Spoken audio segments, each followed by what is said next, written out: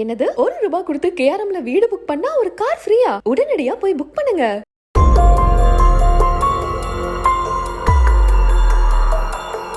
மின்னல் வேக ஓட்டப்பந்தய வீரரான உசைன் போல்ட்டுடைய வங்கி கணக்குல இருந்து 103 கோடி ரூபாய் வரைக்கும் மோசடி நடந்ததா தகவல்கள் வெளியாயிருக்கு. உசைன் போல்ட்டுக்கு 100 கோடி ரூபாய்க்கு மேல நிதி மோசடி ஏற்பட்டிருக்கு.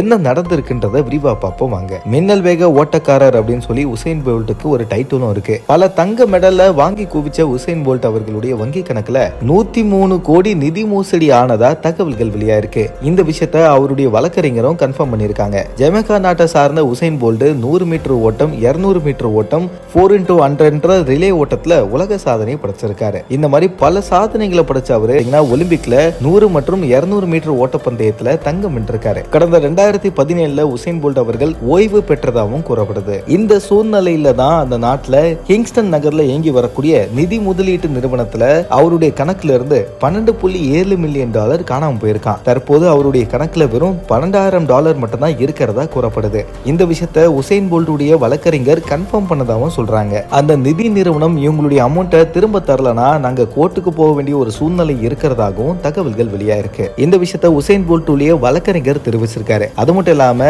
இது ஒரு மிகப்பெரிய மோசடி, கண்டிப்பா இந்த வழக்குல ஜெயிச்சு அவருடைய பணத்தை திரும்ப பெறுவார் உசைன் போல்ட்னு உசைன் போல்ட்டுடைய வழக்கறிஞர் தெரிவிச்சிருக்காரு. இது குறித்து சம்பந்தப்பட்ட அந்த நிதி நிறுவனம் ஒரு அறிக்கையை வெளியிட்டதாகவும் சொல்லப்படுது. அதுல தங்களுடைய நிறுவனத்துல முன்னாள் ஊழியர் ஒருத்தர் மோசடி செஞ்சு பல பேருடைய கணக்குல இருந்து பணத்தை தவறான வழியில மோசடியில ஈடுபட்டதா அந்த அறிக்கையில அந்த நிதி நிறுவனம் தெரிவிச்சதா கூறப்படுது. இந்த விவகாரம் குறித்து ஜமைக்கா நாட்டுடைய நிதி மோசடி தடுப்பு குழு விசாரணையை மேற்கொண்டுட்டு வரதாகவும் கூறப்படுது. உசைன் போல்ட் மட்டும் இல்லாம தனிப்பட்ட நபர்கள் நிறைய பேரும் இந்த நிதி மோசடினால பாதிக்கப்பட்டிருக்காங்களாம். இந்த விஷயம் பரவலா பேசும் பொருளா இருக்கு. இந்த தகவலை பத்தி உங்களோட கருத்துக்களை தினேஷாக கூட கமெண்ட்ல தெரிவிங்க.